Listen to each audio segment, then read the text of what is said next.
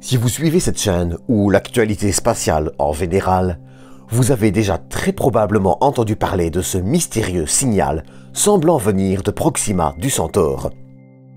Je ne vais toutefois pas trop m'étendre sur ce signal. J'en ai déjà parlé et l'essentiel à en retenir, c'est qu'il semble assez curieux sans, pour autant, être d'origine extraterrestre. Il y a plein d'explications à son sujet, et il est mieux de rester rationnel et sérieux. Seulement voilà, nos voisines n'ont, pour autant, pas fini de nous surprendre, loin de là même. C'est une planète qui aurait été découverte dans la zone habitable de l'étoile Alpha du Centaure A, dans des données de 2019. Je vous propose donc, après avoir liké, commenté et partagé cet épisode, ainsi que vous être abonné, de revenir sur cette découverte, ce qu'elle implique, son importance et pourquoi elle signe une grande première.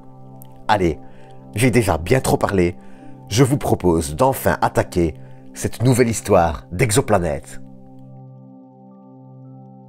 Avant de pleinement commencer cet épisode, j'aimerais rapidement répondre à une question que vous alliez peut-être vous poser. Non, cette planète n'a rien à voir avec le signal perçu autour de Proxima du Centaure. Plusieurs milliards de kilomètres séparent Proxima du Centaure des étoiles Alpha du Centaure A et B, et il est impossible de confondre la provenance du signal, si tant est qu'il vienne de Proxima et non de la Terre. Ceci étant dit, je vous propose de passer au plat de résistance. Si vous ne connaissez pas encore le système le plus proche du nôtre, laissez-moi vous présenter Alpha du Centaure. Situé à un peu plus de 4 années-lumière de nous, Alpha du Centaure est composé de 3 étoiles. Proxima du Centaure est la plus petite et la plus proche. Elle se situe à seulement 4,2 années-lumière. Un peu plus loin, à 4,4, c'est le système double Alpha du Centaure AB, composé des étoiles Alpha du Centaure A et B. Dans le cas d'Alpha du Centaure B, le fait est déjà établi que l'étoile dispose d'exoplanètes, dont une confirmée et 2 faisant encore débat. Alpha du Centaure A, elle, semble jusqu'ici ne pas en avoir.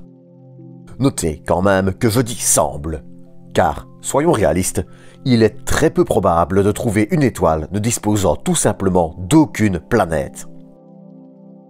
Cependant, les systèmes à plusieurs étoiles voient plus facilement les planètes être éjectées de leur système, et il y a fort à parier que certaines planètes d'Alpha du Centaure aient été éjectées très tôt dans la formation du système.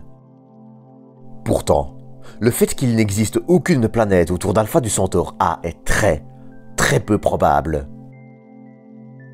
J'en avais déjà parlé dans l'épisode sur Alpha du Centaure, mais avant de voir à quoi pourrait ressembler cette planète, il va falloir faire un petit tour par son étoile, Alpha du Centaure A.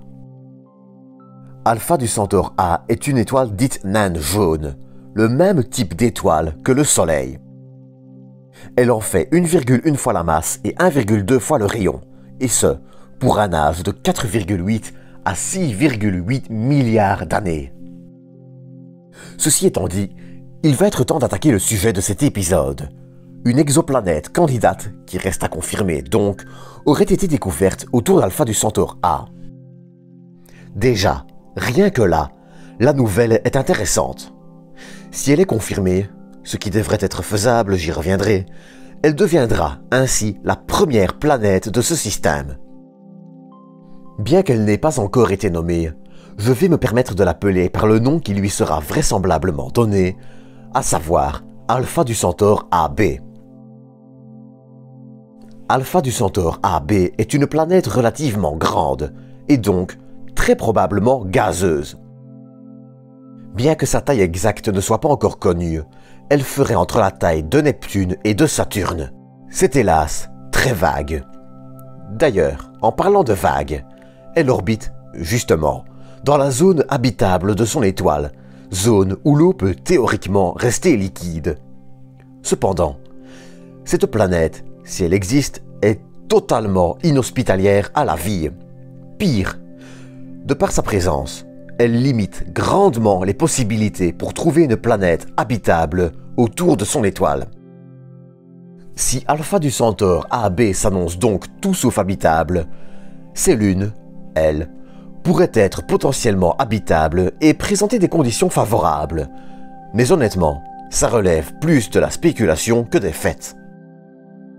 Pour le sujet de l'habitabilité des lunes, je vous renvoie plutôt vers l'épisode dédié qui sera en fiche, si j'y pense, et dans la description.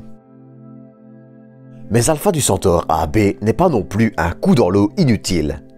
Elle a, en effet, été détectée grâce à 100 heures d'observation sur 10 nuits, et ce, en infrarouge.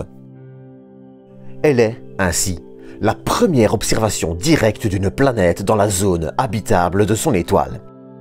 Pour rappel, avec les différentes méthodes de détection, comme celle des transits ou encore celle des vitesses radiales, on ne voit pas directement la planète. On en déduit son existence en observant une chute de luminosité ou un mouvement de l'étoile finement attiré par sa planète. Si Alpha du Centaure AB n'est pas la première exoplanète directement imagée, c'est donc malgré tout une avancée. Imager directement une planète dans la zone habitable de son étoile, ce qui s'avère très compliqué. La luminosité de l'étoile empêche très souvent ce type d'observation et un seul instrument au monde est actuellement capable de faire cela.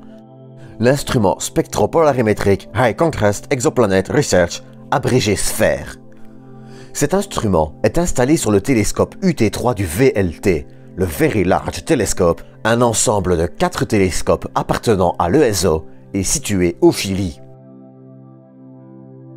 La détection, elle, a en revanche été réalisée dans le cadre d'une campagne d'observation du projet Breakthrough Watch, branche de Breakthrough Initiative, spécialisée dans la recherche d'exoplanètes.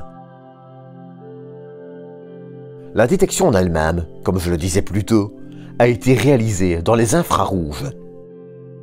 Si cela peut sembler inutile au premier abord, l'observation et la recherche de planètes en infrarouge a pourtant un sens.